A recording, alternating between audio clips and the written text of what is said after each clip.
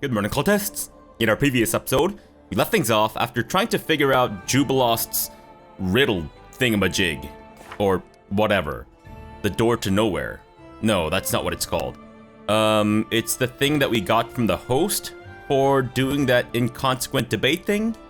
Yes, so it turns out that we might need to search our local tavern on the 24th day of the month, which is today, or I mean, not, you know, today as in like in real life today, but in-game today. Unless you are actually watching this on the 24th. Maybe I'll make it so that this video can only be accessible on the 24th of every month. Won't that be fun? It'll be super out of order and all that such, and it'll like, I play like the most critical part of the game or something, and then everyone will be locked out of this until the 24th. I don't know. Great way to run things, of course. In any case, like I said, it is now the 24th, so I guess we can now go see Jubilost at the tavern. But we also have an unusual visitor that's waiting for me. A golem, apparently. So I'm assuming it's Ekun's ancestors, or maybe family members? I guess ancestors are also family members, though I guess kind of distant ancestors. Ekun, you're a robot, right? I mean, you certainly sound like one. He's a little bit taller than Ekun. But sure. A strange golem enters your throne room. It is seriously hurt, barely moving its legs and swaying as if it's drunk. Wait, an adamantine golem? How is it seriously hurt? Isn't that the most strongest material in the, Pathfinder universe? Help! Us! Help! Help! Yep, that's the voice of the adamantine golem. Adamantine? Adamantine? Something. A frowning harem quickly responds. How do you like that? Again, someone needs our help. And again, it has to do with golems. Does any of this seem familiar for Fabrosi Cortez? Those simpletons from the Skiegi clan must have dug up something else and got themselves into trouble again. The priest's remark are punctuated by a terrible clanging sound as the golem collapses on the floor in pieces. Whoa! Is someone gonna clean that up? And I warned them. They were wooing death. I warned them. Let's return to that little fortress they couldn't get inside and see what's happened to them this time. Alright, you're awfully curious for someone who pretends to be not so, I guess, invested in the affairs of dwarves. Yes, we need to go and check on them. I'm sick and tired of these motherfucking snakes on this motherfucking snake. Or sorry, on these motherfucking plane. Snakes on a snake. Wow. Now that's a movie I would watch. It's like, what, snakes just riding other snakes into battle? Holy shit, that sounds awesome. If anyone takes this idea of mine, I will sue you. Snakes on a snake? Never done before. They may as well fall into the abyss. I'm not helping them anymore. Yes, we'll go check on them because I'm bored. Just don't go without me, alright? I want to see with my own eyes what catastrophe they've wrought this time, all the while praying to their Torag. Wow. Such a whiny bastard. The Unmaking. Okay, great. I don't really care. What I really care about is going to see Jubilost in the throne, or the, tavern rather, not throne room. Unless maybe I convert the tavern into my throne room? I mean, I don't see why not. You know, it's got ample space. There's that giant, owlbear rug. And then, I can have, like, free-flowing drinks. Just constantly. Luna? Who is this person with glowing eyes? Jubilost? And what is this elf doing? Are you rubbing your genitals on the flaming logs? Wow. Turns out that elves are actually a lot braver than I gave them credit for. Alright, Jubilost, so what's going on? Looks like that's our moon. I'd like to know how it leaving our path means to me. And more importantly, how all this is related to the story of the gnomes. About to find out, I hope. Jubilost clears his throat to attract her attention. A girl with unusual silvery hair is looking gloomily into her mug of ale. As she notices Jubilost clearing his throat, she raises her face and brightens. Oh, They told me that the king of Chumbo walks the streets and feasts with everyone at the taverns, but I never believed it. Oh, forgive me, your highness. I'm Luna Kitari. Yeah.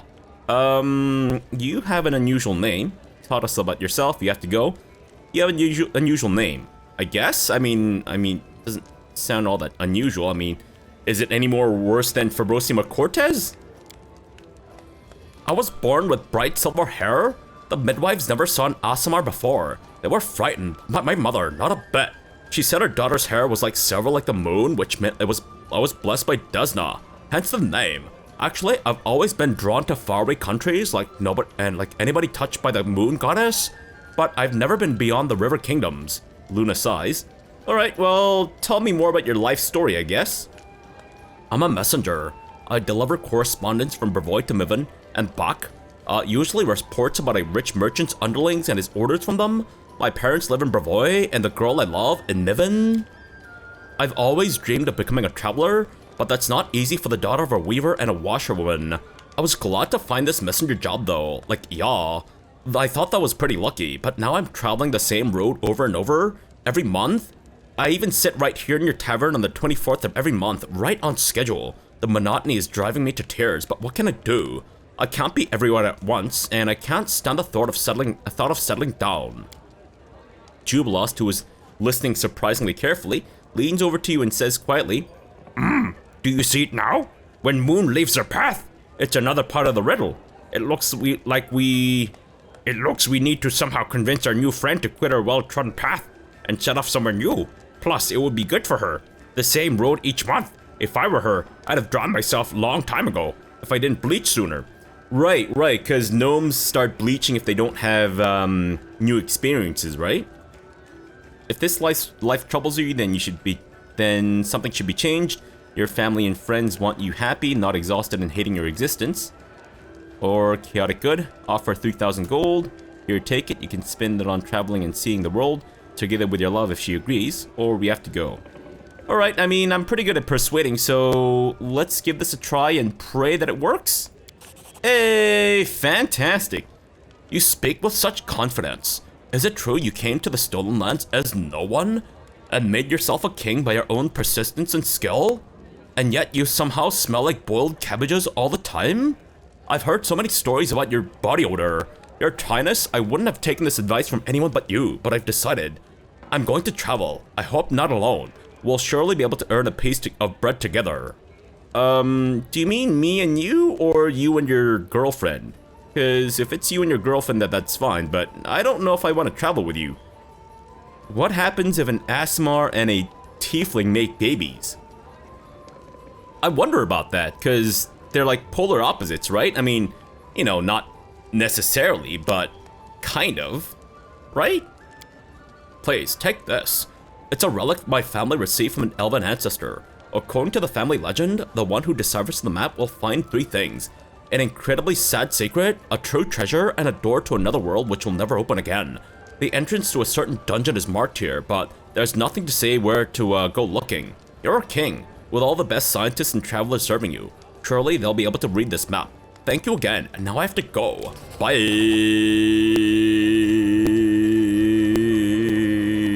Chitong.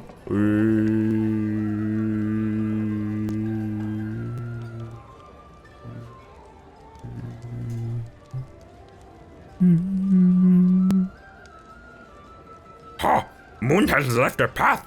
But now who can explain to me why the host didn't simply tell us, go to the dungeon located here? Why make us run around in circles? What do you mean, why? They're Fae. Isn't this par for the course? To, like, lead us on a merry goose chase? Come on, Jubilost. But let's have a look at this map. What do we have here? Why, I recognize the area around Candlebeer at first glance. There are ancient ruins in this area. The dungeon must contain the traces of the very first gnomes to visit Galarian.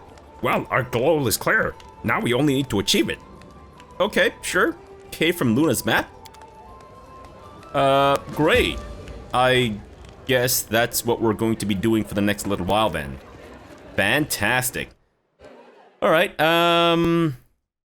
I have anything else to do? Oh, right, the Lost Dwarven Fortress, and this thing. Wait, do I need to bring the book to Jubilost again? Hold on, what the fuck? Okay, that's weird. I would say maybe let's go attend to Harem's thing first. Alright, so I'm thinking... Instead of Knock Knock, maybe we bring Harem? Or maybe instead of Amiri, we bring Harem? Now, Amiri would help us carry shit, whereas Knock Knock would be good at damaging shit. You know what, we'll bring, yeah, cause I think we're okay in terms of damage. Amiri can dish out a fair bit, and Fabrosi's no slouch either, so... yeah. So we basically have 2 healers this time. I guess we're a little bit more crippled in terms of DPS, but... that being said, I have noticed that the companion quests don't generally require a lot of royal rumbling and all that such, so I'm sure we'll be alright. Okay, so I think we can take the... oh wait, no. Because Arkham, we actually need to cross a river. I guess that's still the closest though, eh? Yeah, because otherwise, I guess Kadath wouldn't be... oh no, Kadath is still fairly far. Oh shoot, I forgot to do something. I forgot to set up a town here. Ah, son of 50 million bitches. I knew this would happen. Dickholes. Well, setting up the towns isn't that big of a deal, so... you know what, we'll just give it some time. I'm sure we'll have to do a lot of, what's it, kingdom management stuff off camera again, so that's fine. Alright, so from Arkham to there then, gotcha. From Arkham, thank you, and to get to the Lost Dwarven Fortress will be 10 hours. Sure. So you're sure that there's no closer path then? Gotcha. Alright then, let's go for it. Did I make a mistake by setting up the town not by this river? No, I don't think so. Because I think it would make no sense to have the 2 towns on the same river. I mean, obviously it does, but still. But before I delve down there, I'm just gonna quickly see. Okay. So the next event is gonna be resolved in 3 days. Gotcha. Fantastic. So I guess we have a bit of time to travel around and all that jazz. Alright, Harem. We're here to consort with more dwarves, because that's what I like to do in my spare time. Hang out with dwarves, who smell vaguely of, not boiled cabbage, surprisingly enough, but rather boiled, can I just attack these guys? Apparently they're immune to stun. What is happening here? Why are the golems going all... are they like... what? Are they pre-programmed to say these things, or what? Or is it maybe the interference of the miners? Trouble, down there, please help them. What, where? Oh, up there, okay. Well, son of 50 million bitches. Let us strike as one. Alright, well, hopefully the other ones don't interfere. Tear them apart. Alright, Fabrosi, let's do... oh, you've already got Shattering Punch on. Fantastic. And, of course, Valerie's taking some damage. A lot of damage, as a matter of fact. Wow. You are not having a good time dodging that shit, are you? Good grief. Okay. So, made a crit roll. Sure. What exactly is their damage bonus, or attack bonus, by the way? 41. Wow. Okay, so basically no way to avoid getting hit by these things. Fantastic. Alright, well... I should have known to, buff us up before this, but oh well. Actually, you know what? Since we have a couple of healers, I'm gonna go ahead and heal the ever-loving fuck out of Valerie. Not cure wounds mass, but rather cure critical wounds. I don't think we need to fear anything here, because I'm assuming if we're going to be fighting adamantine golems... Wow, that was terrible, Harem. Absolutely A girl terrible. told me my eyes light up her world. Tristan, I don't need your life story. Light up her soul. Shut the fuck up. She seemed disappointed. Tristan, what part of I don't need your life story shut the fuck up did you not understand? Was it the word fuck? Was it the word shut? I don't understand. Anyways, let's buff us up needlessly, I'm assuming, for what's to come. Which I'm assuming is glorious, glorious death. I guess I can just heal her up. Although, that would be a full heal, which might be a little excessive. Okay. No, not that. Yeah. Rather than the restoration, let's do it on... Or we might need the restoration, actually. Don't Valerie, can you maybe chuck some potions? Do you mind? I know it's a lot to ask, but, you know, it would be nice if you could maybe drown your sorrows in potions, including these Cure Light wounds that we don't really need, because it's basically not doing anything for anyone. There we go. Fantastic. Valerie has now consumed more potion than she had in her, than her entire, than her own body weight, as it turns out. Okay, do we need to take down the adamantine golems? They're neutral towards us, and what is Harem doing? Harem? Are you clipping through the walls? Wow. Turns out that Harem actually has some superpowers. He's a ghost. A really dumb ghost. What the fuck is Harem doing? Bitch, you better not stop us from being able to enter this place, alright? Also, oh no. He is actually stuck, isn't he? Say it isn't so. He fucking is. Harem, you dumb bitch! Harem! You dumb bitch! Oh, there you are. Oh my goodness, wow. Fantastic. Apparently calling Harem a dumb bitch is enough to get him unstuck. Nice. Nice. I'm more than willing to call Harem a dumb bitch anytime. Climb the hill? What hill? Alright, let me see what this hill is exactly. Did you see that? Well, I mean, Fabrosi, you shouldn't really be impressed by yourself, because realistically, you should have actually managed to climb that hill no problem whatsoever.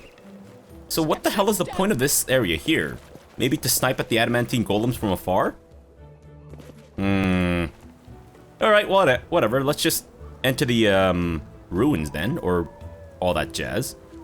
So besides heroism, what other buffs can I do? My friend. Not much that's really long-lasting, I would say. No. A lot of these are just to cancel out bad shit. I guess aid, but that's 1 minute per, or 1 minute per level, which isn't much at all. Never mind. You know what, we'll just start exploring this, and maybe we'll start applying buffs as we need to. Yeah, let's just play it by ear. Assuming, of course, that Harem doesn't phase through another wall altogether. I mean, if people had, like, fucking Harem in their armies, then they wouldn't have needed the Trojan horses and things like that. Obviously, the Trojan badger or the Trojan rabbit is a much more formidable foe than a Trojan horse, but, you know. Yarmold? Alright, I'm here to save your ass.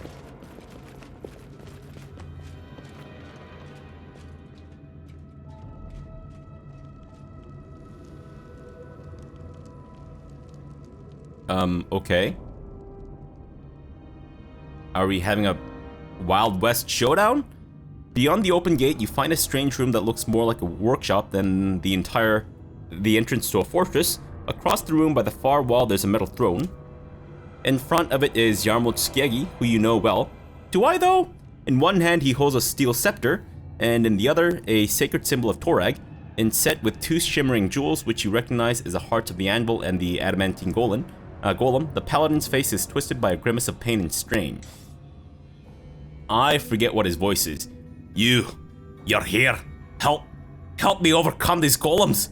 It took the scepter from the empty throne over there. Oh, I took the scepter. Sorry. But it seems my command over the golems is lacking. If I lose control over the golems, we'll all die. Harem shrugs. I told you it would end like this, but you were dying for a legacy. And what is that legacy worth? An army of golems? Was it worth it to come all this way just to meet your death? Wouldn't it have been easier to choke to death in your mountains at home? One of the golems turns its metal face to you and speaks in harmony. You all deserve to die, thieves and imposters, but what right do you come to this fortress and talk to me who has issues speaking, apparently? This is the Skiegi clan. They are the rightful heirs of the builders of this fortress. It's true, we've no business here, but we should probably go. There's only one true right, the right of strength. This is the Skiegi clan? Fear not Skiegi. They're nameless cowards. Only I, Umlaut Skiegi, am worthy of bearing this clan's name. Umlaut Skiegi? But you're my great uncle.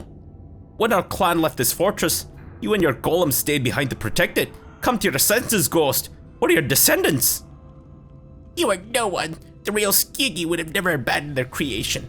Those who left forever lost the right to bear the proud name. And you have the nerve to come here to this fortress, which was built from the blood and sweat of your grandparents and abandoned by your unweathered fathers? Ha! You will die here together with all your henchmen. Golems, attack! Grinding his teeth, Yarmold lifts the steel scepter above his head. I'm doing everything I can, but his will is too strong. Destroy the golems. Hit him. You must unmake his throne. I owe you nothing. Neither you nor Torag. The gate behind you closes with a clanging sound. You will all die. You will die. You will die. Carve my name Great, onto your thanks. Yarmold, can you not die? Do you mind? Oh god, okay. I'd say let's summon some nasty undead. And by nasty, I mean sexy. Yes, please. Alright, what else can we do? Amiri... Do we need you to enter beast shape? No. I guess Amiri's okay. Alright, Lindsay, start singing some songs. Fantastic. And of course, we'll start hasting as well. Smilodon, maybe get a little bit farther back, just in case. Alright, look at that. A hefty summoning. Fantastic. Disintegrate? Would this work at all? Let's give it a try. Sure. And Tristan, if you could start, let's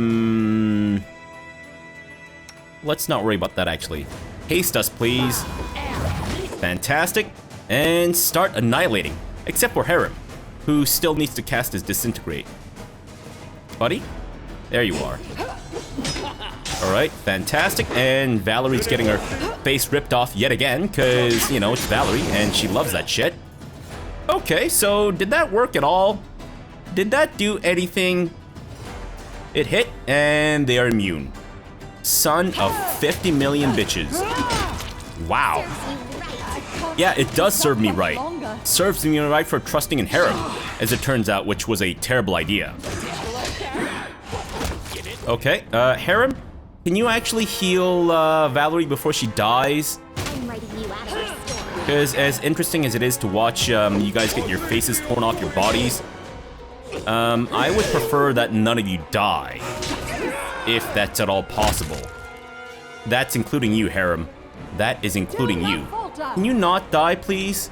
Tristan, can you maybe come in a little bit closer, start healing Harem, because it seems that maybe he's chosen to off himself in the middle of combat. And we have succeeded. Yarmold, you okay there? This throne room's getting really crowded with the undead. Can you... Whoa. Umlaut Skiegi. The last of the battle golems falls to your feet. A ghost stands to the side, shaking its fist at you. Handles! Have you any idea how much time I spent creating them? Especially with their really goofy, silly voices. Grinding his teeth, the paladin stands up. The magic jewels in his sacred symbol glow like red and blue flames. Be silent, ghost. Why don't you have a Scottish accent? I don't understand. In the name of Torag, I forbid you from harming the living. Begone! The power of Jesus Christ compels you. That's it. Thank you, my friends. I couldn't have done it without you. Harem, please unmake the throne so that this ghost has nowhere to return. What am I, an errand boy? Go there, unmake this, unmake that. Who are you to order me around? Perhaps I should drop to my knees before Torag and suck his Harem, I beg of you, stop fucking whining. Forget your pride and help him. The ghost might be banished, but who knows what other deadly surprises he prepared for us, man. Harem, I have no intention of giving you orders. Forgive me for expressing myself so poorly. I humbly ask you to help me as a friend and ally. some friend. Harem mumbles angrily, but then looks at you with a question on his face. I don't know. Should I help him? What the fuck do you think? What? I cannot stand Harem. I just don't like him at all. There's nothing about him that I like. You decided to help him, so finish what you started, destroy the throne, and say goodbye to the Skiggy clan forever. Yeah, just do it. We've already come this far. Yeah. Okay, that's enough, Harem. Fine, alright. But it's the last time I'm helping you, understand? Harem approaches the throne with a skeleton and strikes it with his fist. 1 blow, 2, and 3, and the throne crumbles into pieces with a clanging sound, revealing another jewel shimmering purple. Thank you. The paladin was beginning a speech, but Harem interrupts him. You are welcome. You are welcome. Now go back to where you came from. I hope you try to make something useful from the pieces. Yarmold lowers his head. As you see, Your Highness, the Skeggi clan thanks you. We're all in your debt. I'm afraid we'll have to forget the treasures of our ancestors and return home in disgrace. Farewell. Harem watches the paladin coldly. So much effort, so much suffering, and for what? They built themselves a crypt and nearly buried themselves in it.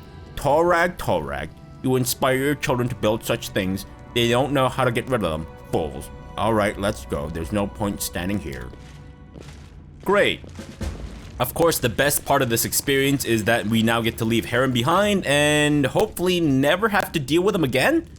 Though chances are there's most likely going to be a continuation because it doesn't feel like everything is successfully concluded just yet. No. It feels like we're kind of expecting more, I will say. Okay. Well, that's fine. At least this part of the quest is done. And no more royal rumbles necessary with giant golems who are about to rip my face off. And why the fuck are we leaving? No, backwards! It's because apparently Fabrosi was going backwards. Well, you could have gone backwards out to the door, man. You don't have to always go backwards the way that we came. I mean, even then, we would still go out to the same door. Harem exits the dungeon without looking back. His face bears its strange expression, a pensive half-smile. You know, Fabrosi Cortez, I think I just realized something. Something very, very important, but I need to ponder it further. Let's talk about this later, after we return to the capital. Or how about we talk about it never? And I never talk to you ever again. Cause you're a whiny son of a bitch, and I hate you. But I wish you the best. Whoa! Holy shit, so I didn't expect to see Lindsay just fucking exploding out of the wall there. That was fun. That was fun. Alright, well, Lindsay can be our little crotch rocket that we shoot out of, maybe we can have like a little dynamic duo between Lindsay and Akun. Whoa, what? Oh, Druid's Refuge. Wait, was that part of the mining thing? I guess so. So we can go deal with that, but I really want to switch out Harem, so let's go back to Arkham. We'll, teleport back to our town, or capital rather, and then switch out Harem. And I'm assuming we're encountering Skelly Boy again. Alright, Boney McGee. I'm assuming it's you? Yay, it's Boney McGee. Well, he shows up fairly consistently, so gotta say, I am quite impressed. Sorry, so impressed that I couldn't even find the words apparently. Alright, nothing crazy good. I don't know. I'm still holding out hope for like a bag of holding or whatever, but I'm assuming the game has a finite number of bags of holding. What game previously didn't have that? What game? I feel like it was either one of the Baldur's Gate games or one of the Neverwinter Nights. Did Neverwinter Nights ever mess around with weight? I feel like not. I remember Baldur's Gate did for sure. But anyways, back to Rillier. Thank you. It still says bring Willis Gunderson's book to Jubilost. Okay, well, I'm gonna go talk to Jubilost and Harem, and at least conclude that part of the stuff. Maybe I need to bring the book back to Jubilost? Is that what it is? But we kind of know where we need to go to, which is Candlemere. Maybe that part of the quest just doesn't update properly or something. Oh god, not that again. Ah, jeez. I had the worst case of that when I was playing Divinity Original Sin 2. My goodness, and to this day, I cannot let it go apparently. Wow, I'm still holding on to that. Really fucking bitter about that experience. I mean, it was a good game, but I just didn't like the whole my completed quests not being updated or whatever. Alright, Jubilost.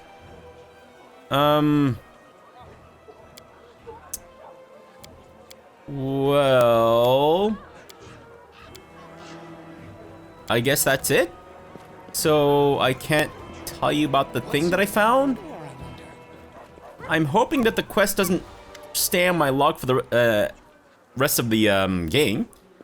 It is over. Yes, I thought I was free of my past burdens when I accepted Grotus' truth into my heart, but it is only now that I've truly become free.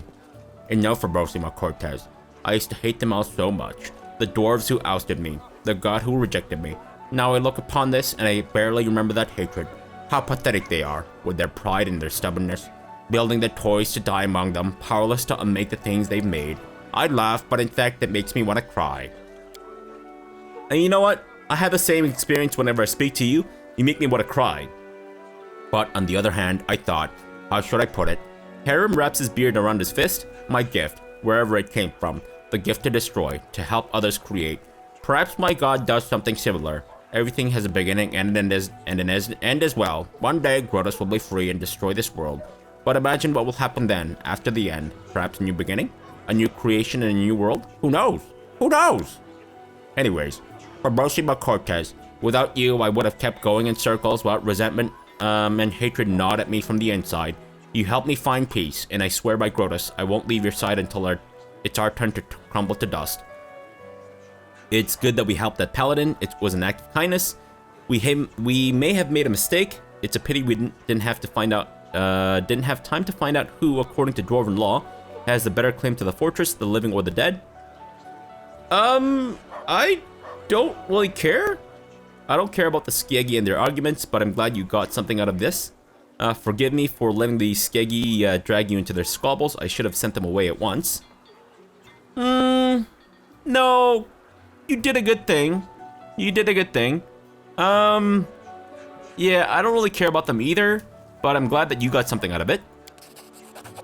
Mortals are stupid, ridiculous, and pathetic.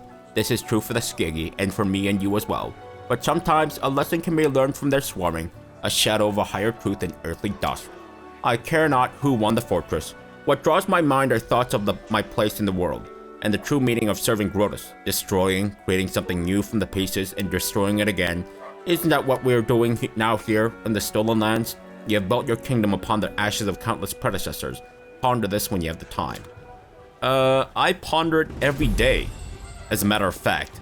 Thank you, Harem. Great, so...